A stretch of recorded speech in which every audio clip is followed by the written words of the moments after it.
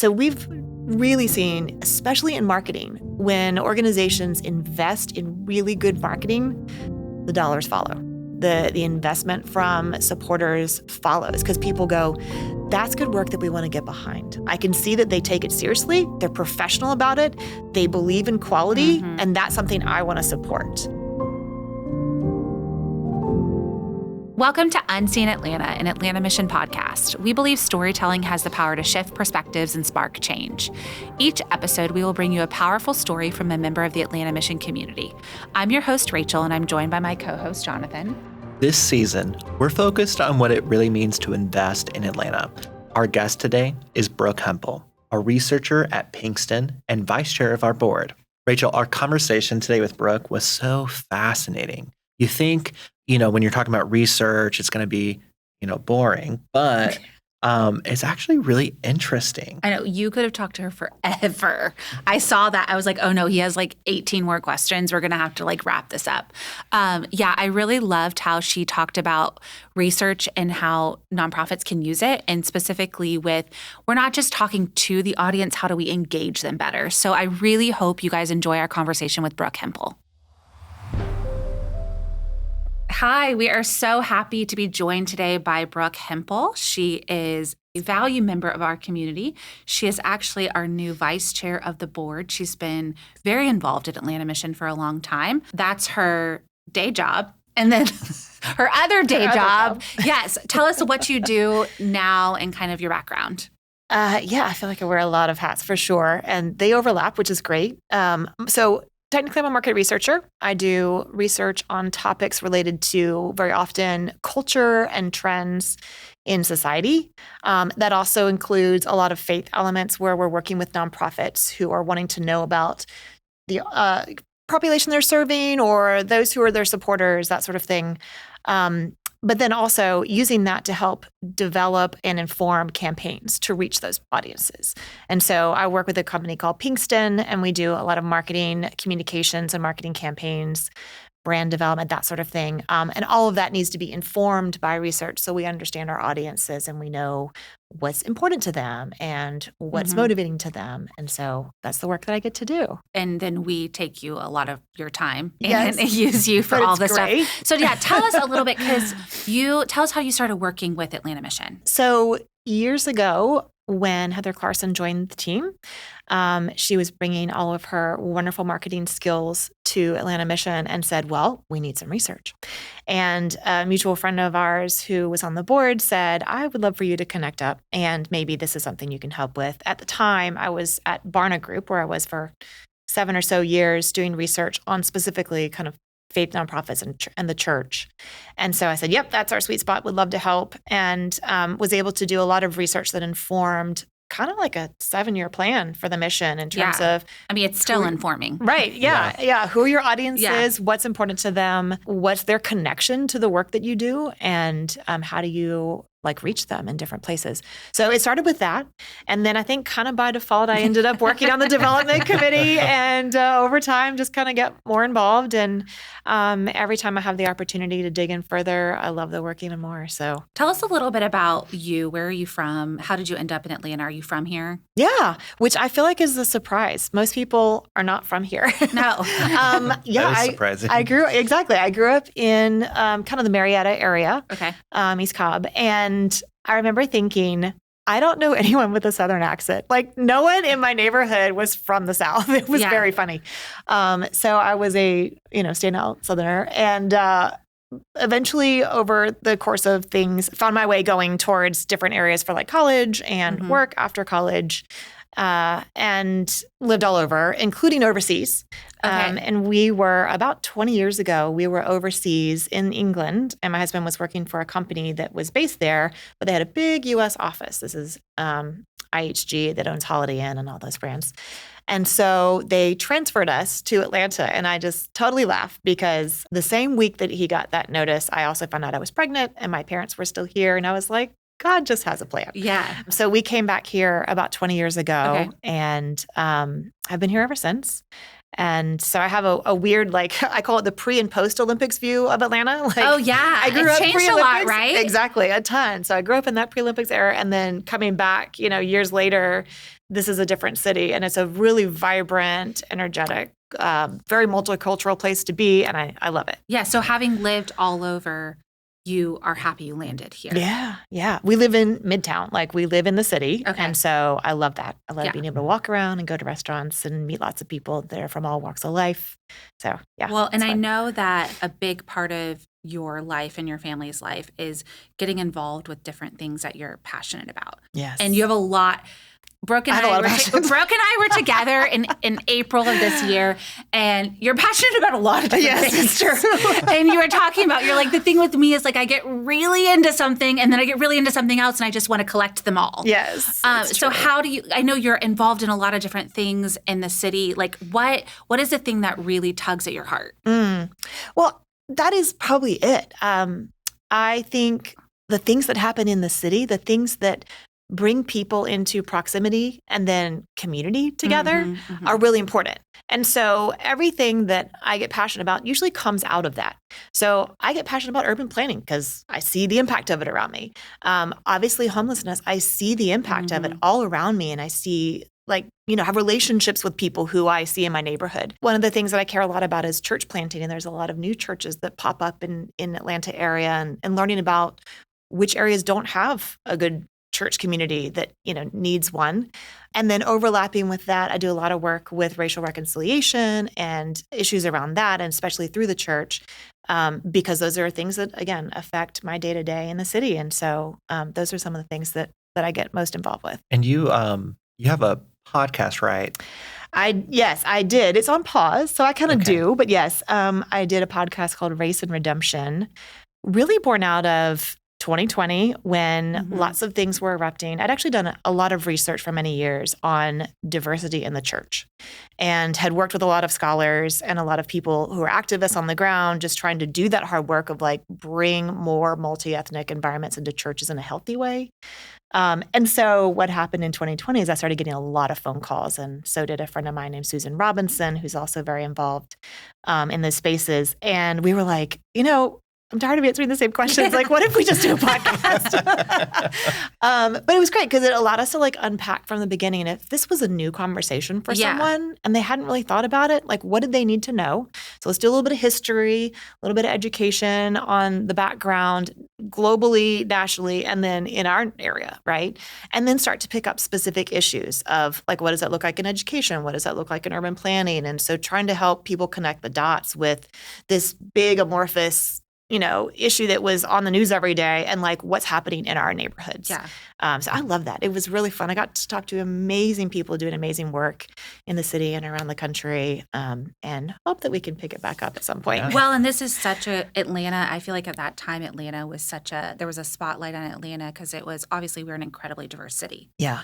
And so I think there was a lot of conversations around, well, just by proximity, it's part of our everyday lives. So how do you do that? And how do you do that well? Yes. So I'm assuming they were probably like, oh, this is obviously you do research in your job, but you also live in a city where this is. There's a lot of leaders in this work, and there have been historically since the civil rights movement, right? And there's people who followed that legacy, which is, it's such a beautiful thing about Atlanta. I mean, I love the history and the legacy of those who have brought change to the whole nation that are here, right? And so there's that next generation who are here in Atlanta still doing the work to say, well, what does it look like for people to actually have equal access and opportunity in education and in their neighborhoods? So yes, Atlanta is full of great leaders in that way. I know that's what I loved when I first moved here. I remember I moved here almost 15 years ago now, and it was, was like, this is the most beautiful place because there's people of all different. I did not grow up in that environment. Yes. And it's not like that everywhere that you go around the country. And so it's such an amazing place, but it also poses a lot of challenges. Right. So I know you're still very involved in that part in Atlanta. Yes, very much so. I think it's actually really important to integrate that with other things, not make it its own little pocket niche topic, right? But being involved in work like the mission does, that's thinking about how have people gotten to this place and how do we help solve some of those entrenched problems that maybe have contributed to the challenges that they face in having stability and having a sense of community, right?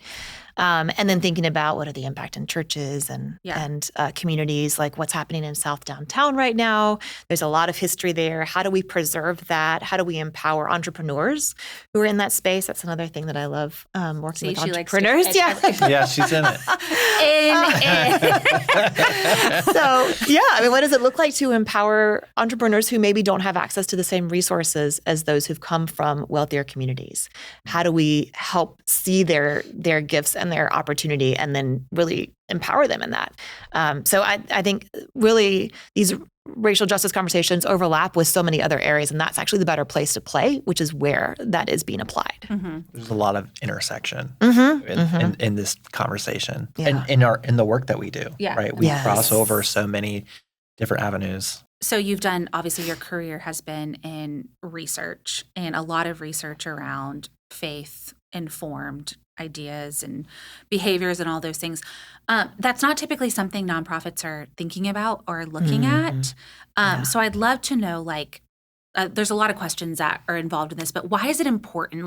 Obviously Coke's doing it, Chick-fil-A's doing it. Why is it so important for us to be leaning into the data and the research side from the nonprofit perspective? It is so important. And it's actually really hard to get the data, honestly, because secular organizations tend not to ask about faith. In fact, I will regularly go to a research company and say, hey, could you tell me which of these people are Christians? And they're like, we don't track that.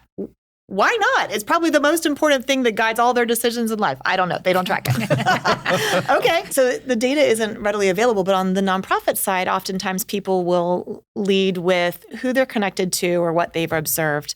So one of the things that's happened is our society has become very segmented. And there's almost like these little pockets and bubbles of people who they might be over here doing something and you're over here doing something and they never mix. Like they don't know what you're doing. You don't know that they're there and they might care about this if you don't do the research to find out who they are and where they are.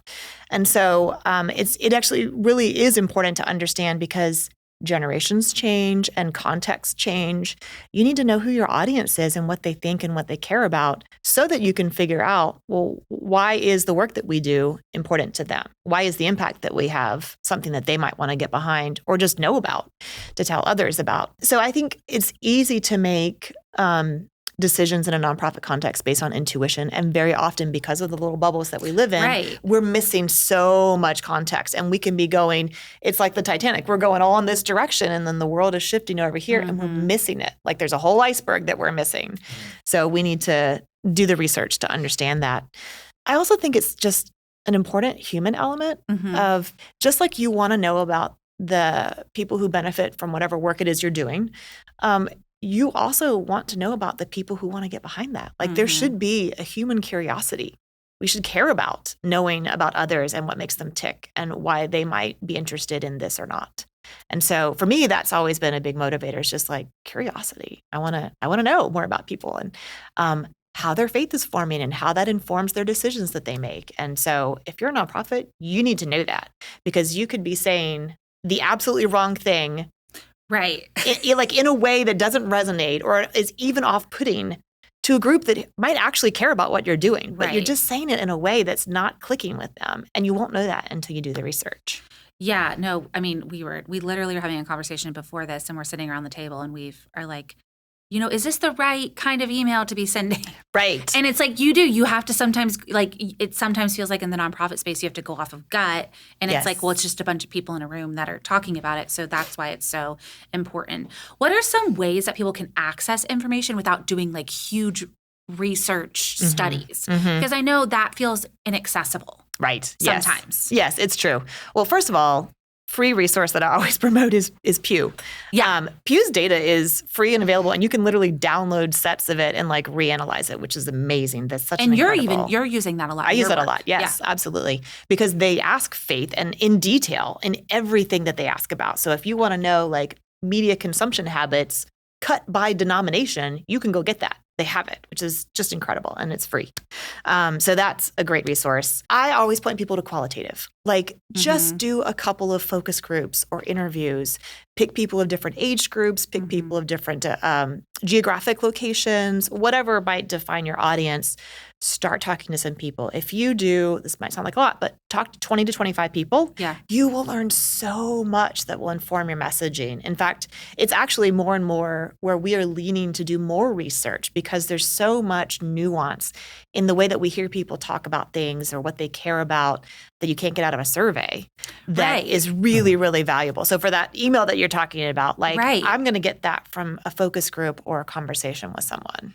No, you Wow. really encouraged us to do that because when we first engaged with you originally, we did the survey, which was great.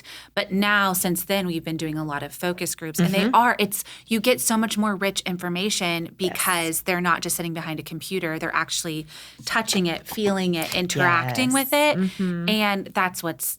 So I mean, that's humanity, and human is the nuances that we're dealing with. Exactly. It's I'm curious, when you work with nonprofits and different groups and you're talking to them about the benefits of your work and of research, what are some mind shifts that need to happen for people to embrace the value of your work? Quite a few.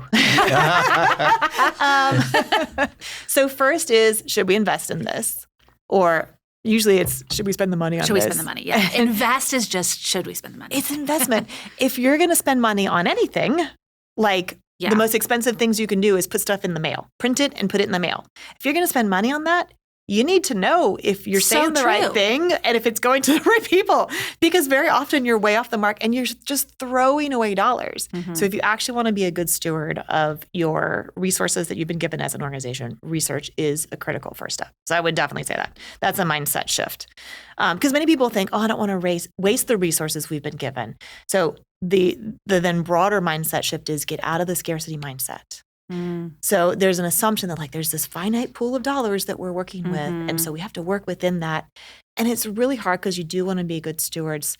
But also where I've seen nonprofits do the most is when they think beyond that.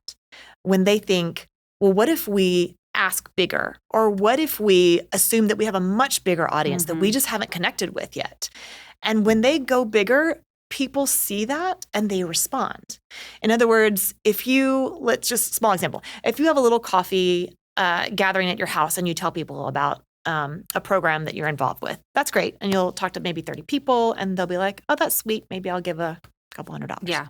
If you have a big event and you share a big vision and you bring people together and there's 300, 400 people in the room, people respond accordingly. They're like, oh, this is a big thing that God is doing and we want to be a part of it.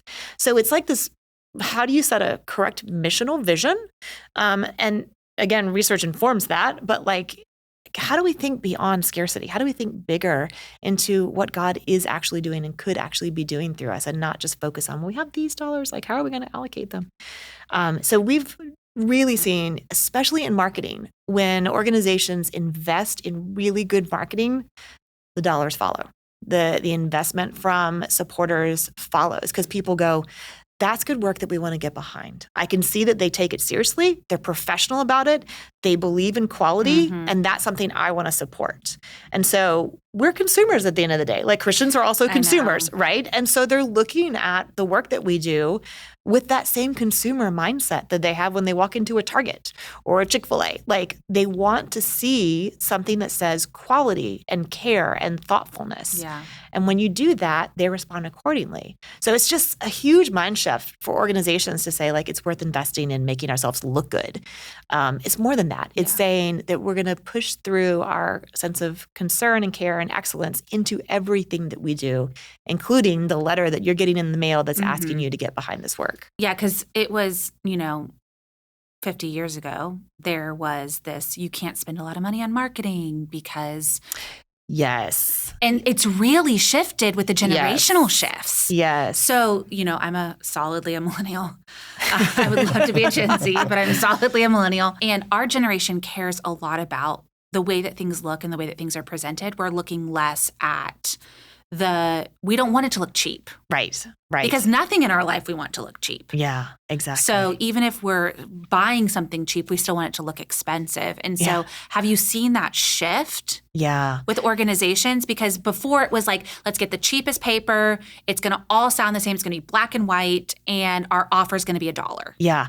This is why your research matters, because that's generational insight, right? So you have, if you're going to get super specific about generations, and the whole point of a generation is they were shaped, especially in like their teen and young adult years, really their teen years, in a certain context that formed how they think about the world, right? So that's what generational science really is. So if you look at baby boomers, and then if you look at their parents, which sometimes called the elders, the silent generation. So their parents grew up during wartime. And so they're very thrifty. And a lot of those mindsets of nonprofits come from that, which let's not waste money on anything. Let's be very careful and conservative about how we spend, right?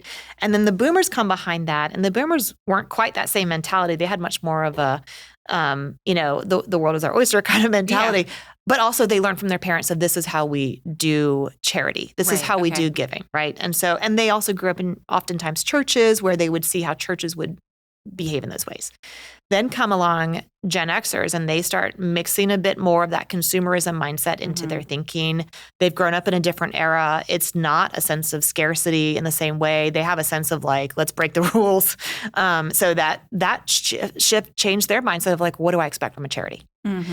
And then now you've got millennials who, like you said, have grown up in a very consumer-friendly environment and just expect beautiful things. And it's not just about, I want beautiful things because I'm worth it. It's, I want to get behind an organization that does things well. And so they don't just give money to something. They get into your mission. They're like, yes, I'm on mission with you. And so they want to align themselves with things that reflect well on them as well. And so if you don't do that research to understand those generational mindsets and how your particular audiences are perceiving those communications, you're going to miss that. And you're going to miss a huge opportunity to engage an audience that actually might love the work that you're doing and want to support it. But they just look at you and go, oh, that's not a way of doing it that I want to be behind. That's what's sort of standing out to me, and probably for our listeners who are probably getting emails and getting things in the mail, is that there's so much thought behind every postcard that you get in the mail and research, or every email that comes in your box. So you better read them. You better read it and respond because we've done our work. Yeah, exactly. It's really worth it. Do not go to spam. Yes. Or straight to the recycling bin.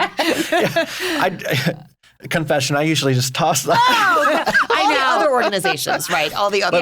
No confession. I toss it. My husband reads it. I have a very supportive husband. So I'm just really curious, as we're talking about generational research, as we get to like Gen Z and even younger generations who are very online. Yes. What sort of shifts have you seen in this space? It's sort of a space I know we've talked a lot about. Well, I know so many people are like, how do I get Gen Z? How do I get Gen Z? How do I get Gen Z? I'm sure you spend a lot of your day. Oh, yeah. On how do we get Gen Z? So how do we get Gen Z? Tell us. So first of all, Gen Z doesn't have money, so it's important. Like they're not there yet. Yeah. But we don't not talk to them yet. Absolutely, they care. And this is important also. So many nonprofits focus on their older donors because that's where the money is. Right. But where the money will be is with a millennial or a Gen Z who, if you don't get them now, their affections are fixed. Like when you get to my age and you've got 50 charities that you care about, you can't give the same to them all. You've already decided which ones are your favorites. So you need to get that planted now in their 20s. So how do you get Gen Z? So Gen Z is interesting. Again, generational science, we're studying what's forming them in their teen and young adult years. This has been very formative. Like COVID has shaped them. Online engagement has shaped them. AI is shaping them right now. Social media has shaped them. They've grown up with phones in their hands, with tablets in their hands. They're now growing up pushing back on a lot of that because it's not fulfilling. They know it. They're like, I see the harm that this is doing to my peers and I don't love it. Now, that doesn't mean that they, stop cold turkey, but they're just more cognizant, right? Than even a millennial who maybe grew up seeing and touching, but not like in it every day. No. Right? I had the red Razor phone where we were 1690. Yes, exactly. You couldn't tell BlackBerry. me nothing. Yes, exactly. With that red Razor. I know, exactly. So this is a generation that's very savvy and also isn't totally bought in. Years ago, I think it was like 2016, I started doing research on Gen Z when they were just hitting the teen zone. And I have Gen Zers, I have teenagers. And so I, of course, cared a lot. And I remember having this moment of panic of, oh gosh, technology is like really shaping them in some terrifying ways. And society has become less communal in their way of kind of developing them, and they have less connections. And there's less of them in church. And so I was like, oh, gracious, like this is not good, right? Things are shifting in a bad way. And then there was a moment when truly, genuinely, like the Lord spoke to me and was like, they're fresh slate or blank slate. Not blank slate, but fresh slate. Like all the things that maybe previous generations have assumed have in a lot of ways come undone. And you have to rethink what you care about. Your worldview has to be rethought. You can't just assume and go along with the flow. Like they are rethinking a lot of things. And so that means they're really intentional because they have to rethink because they're like, whoa, the way the world has led us with educational institutions and technology and social media and even just societal connections, like it's not healthy and it's not working in a way that feels like it's going to benefit me. So I'm going to rethink all of it. Including church. And that sounds like a terrible thing. It's actually beautiful. Like they are wanting to own it. They are wanting to be thoughtful and intentional and look for what is good and true and beautiful, even if they don't have that in their vernacular. They are seeking and searching that. And we're seeing it already in the data that they are shifting their sense of resilience, not everyone, but like because of what has shaped them through these last few years, that they are becoming almost by like requirement. They're becoming more resilient and therefore they really want to make a difference in the world in a way that's really genuine. And they're not just going to go with the flow. They're going to go with who am I aligned with? Like who's doing work that's going to matter? What do I want to get behind? And how do I do that in a thoughtful, healthy way? How do I bring good change in the world? They're also incredibly curious about scripture and about faith communities. And it's just really interesting. Like, again, kind of a blank slate. They may not have any exposure to it. So they're like, yeah, what does the Bible say? Like, I really haven't, even if I've grown up in a church, I really haven't spent a lot of time in the Bible. Like, actually, I'd be curious to know more about that. Or what does the world say about Jesus? There's a lot more curiosity in this generation. And I think it's very hopeful. They're still being formed. So we can't say yet where they're going to land. But the signs, the early data coming out of the last few years is really, really hopeful. And I'm excited about them. And you want to get to know them now before their like affections are formed too much. Yeah. I love how you just reframed the narrative. I know. I was going to say the same thing. I'm like, everyone's always so negative about. So every time I talk to her about this or hear you speak about it, it's incredibly hopeful. Yeah. And exciting. Yeah, and exciting. I'm like, oh, I love Gen Z. So, I mean, I do love Gen Z. I would like to be one. But it's incredibly, you frame it in such an incredibly hopeful way. I mean, I feel like we're kind of like this with every generation. It was the same way with the millennials. Right. It was like, the millennials are going to destroy the world. They're going to be the laziest generation, all of these things. And so I love the way that you're talking about it of like, it's a real opportunity for us as an organization, us as churches, us as faith institutions, to lean into the curiosity. Yes, exactly. And there's a desire for hope. That's what I think is really cool and aligned with the work that the mission does is you basically, you're selling hope. Yeah, we're selling hope. Right? And so that's not just for the people who are clients in the programs that you run. That is for everyone who is disappointed, who is downcast, who is exhausted. They all need hope, right? And so Gen Z more than ever is just really attuned to that. Like they need good news. They need something great. And so I think there's a huge opportunity to just align and connect with what's on their hearts and to build those really deep relationships now.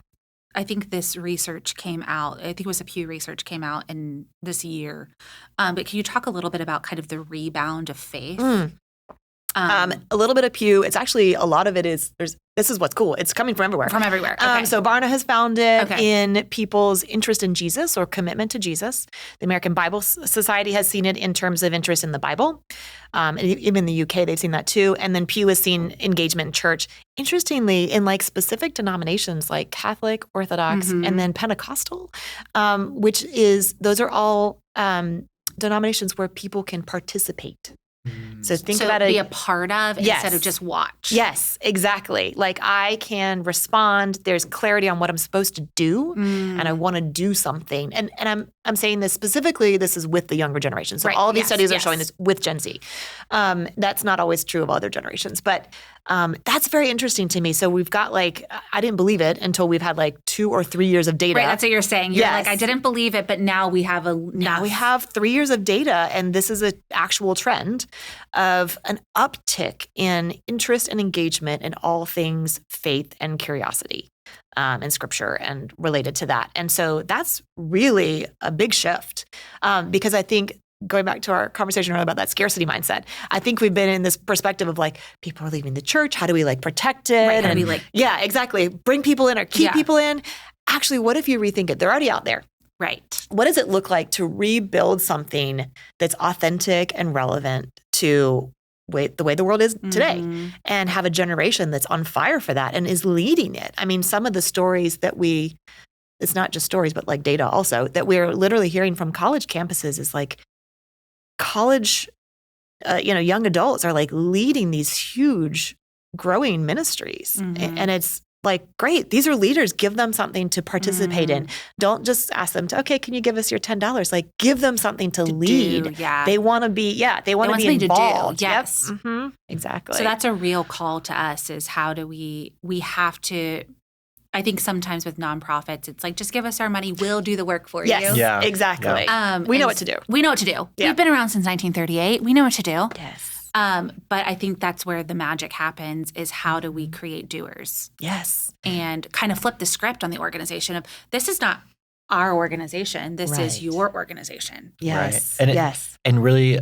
we haven't talked about this yet, but a sense of belonging in community, which we're all about that. We talk about that a lot when we talk to clients and things like that. But I think in a broader sense, our community is our city, right? It's the people that come in and volunteer. It's Gen Z, it's Gen X. It's all these people from very different background, ages, ethnicities, races, all the things coming together. Well, and that goes back to your story of I came back to Atlanta. We moved to Midtown. I was looking at what was in my community and I was looking at what was around me. And I think that that's really important as we're, talking about this is how are we being present in the community? Yeah. Because I think a lot of times we can sit back and say, come to us, come to us, come to us. But how are we going to you? Yes. How are we engaging with you? If we truly believe that we could be a faith community for people, how are we going to you? Right. Are we just relying on the churches to do it? Or are we going to be a part of that? Yeah.